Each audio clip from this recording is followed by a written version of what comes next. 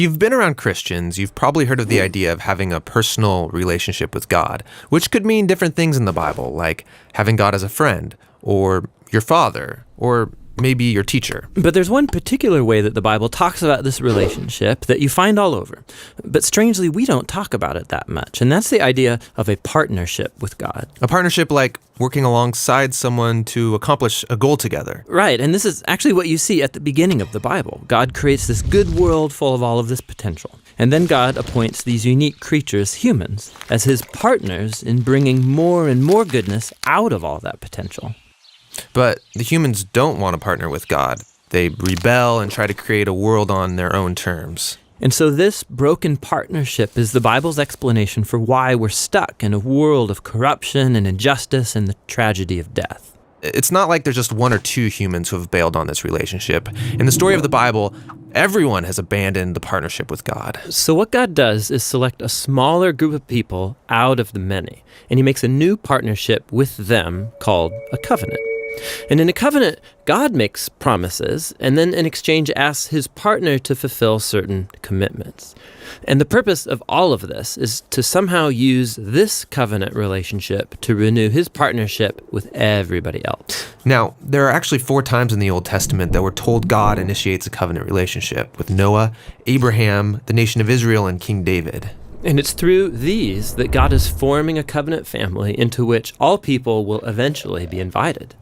So let's see how these work. The first one is with Noah. So in this story, God has just brought the flood to cleanse the world of humanity's corruption, and Noah and his family are the only ones left. And so God makes a covenant with Noah, saying, listen, I know that humans will continue to be evil, but despite that, I'm not going to destroy it like this again. Instead, the earth will be this reliable place for us to work together. Great. So what does Noah have to do? Nothing. And that's what's so interesting about this first covenant, is that God is promising to be faithful, even though he knows humans won't be. The next time we see God make a covenant is with a man named Abraham. God chooses him, promises to bless him, give him a large family, lots of land where they can flourish. And in return, God asks Abraham to trust him and train up his family to do what is right and just. And the whole reason for this covenant is God says that somehow he's going to bring his blessing to all families of the world through this one family. So that's Abraham. The next time we see God make a covenant is when Abraham's family grows into the tribe of Israel. And this covenant is with the whole tribe.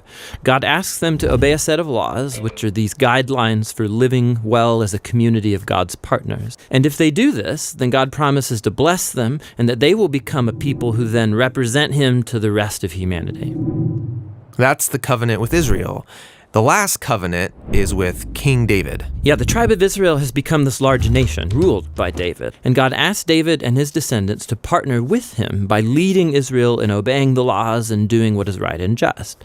And God promises that one day, one of David's sons will come and extend God's kingdom of peace and blessing over all the nations. So those are the 4 covenants that God makes in order to restore his partnership with the whole world. But here's what happens. Israel breaks the covenant. They worship other gods, they allow horrible injustice, and so they lose their land and are forced off into exile. So it seems hopeless. But during this time, Israel's prophets talked about a day when God would restore these covenants in spite of Israel's failure, somehow. Yeah, they called it the New Covenant. And this is actually what's so interesting about Jesus, is that he's introduced into this story as the one who fulfills all of these covenant relationships. We're told that he's from the family of Abraham, and so he will bring the blessings of that family to the whole world. We're told that he's the faithful Israelite who is able to truly obey the law. And we're told that he's the king from the line of David, and so he goes about extending God's kingdom of justice and peace to all. And that's really remarkable for one guy. Yeah, and what it highlights is perhaps the most surprising claim of all made about this man, that Jesus is no mere human, but rather God become human. And God did this in order to be that faithful covenant partner that we are all made to be, but have failed to be. And so through Jesus, God has opened up a way for anyone to be in a renewed partnership with him. So Jesus calls people to follow him and become part of this new covenant family. And despite their failures, Jesus is committed to making them into partners who are becoming more and more faithful.